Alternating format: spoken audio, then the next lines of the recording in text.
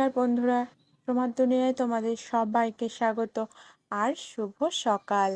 দেখো সকালবেলা উঠেই না যেই ঘরের জানলাটা খুলেছি, জানলা খোলার পরেই দেখি জানলার পাশেই এই কাঠবিড়ালি দুটো এসে এরকমভাবে খেলা করছে আর মাটি খুঁড়ছিল।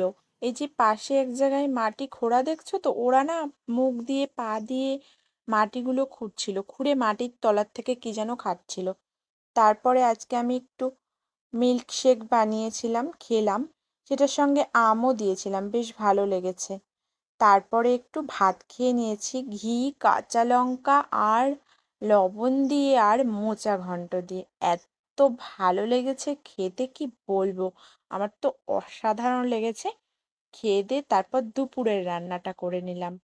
দুপুরের রান্না করলাম আজকে পটল আলু পোস্ত আর উচ্ছে ভাজা, আর করেছি মুগ ডাল দিয়ে চাল কুমড়ো ঘন্ট। তারপর বিকালবেলায় একটু বেরিয়েছিলাম ঘুরতে। তো যেতে যেতে এই গোপাল সোনার মন্দিরটা আমার চোখে পড়লো, আর এখানে মায়ের মন্দিরও রয়েছে আর ভোলে বাবারও মন্দির আছে। এত ভালো লেগেছে গোপু সোনাটাকে দেখে, কি বলবো। আমার তো ভীষণ ভালো লেগেছে দেখে, মনে হচ্ছিল ওকে যেন কোলে তুলে নিয়ে আদর করি।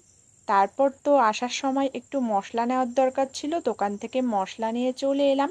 রাত্রেবেলা খাওয়া দাওয়ার পর একটু রাস্তায় হাঁটছিলাম, মানে আমার বাড়ির রাস্তা দিয়েই হাঁটার সময় দেখছিলাম গাছে কি সুন্দর পাতাগুলো চকচক করছে, আর একদম ফুলের কড়িগুলো বড় বড় হয়ে গেছে, ফুলগুলো ফুটবে।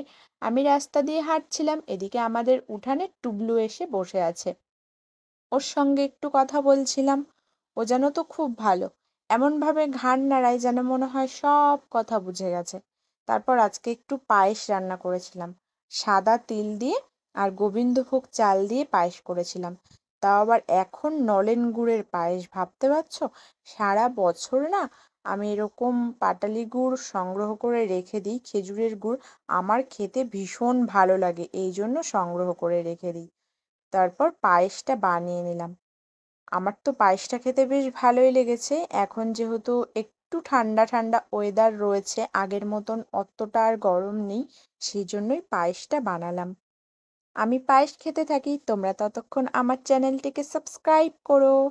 আজ এই পর্যন্ত। Thanks for watching, tata bye.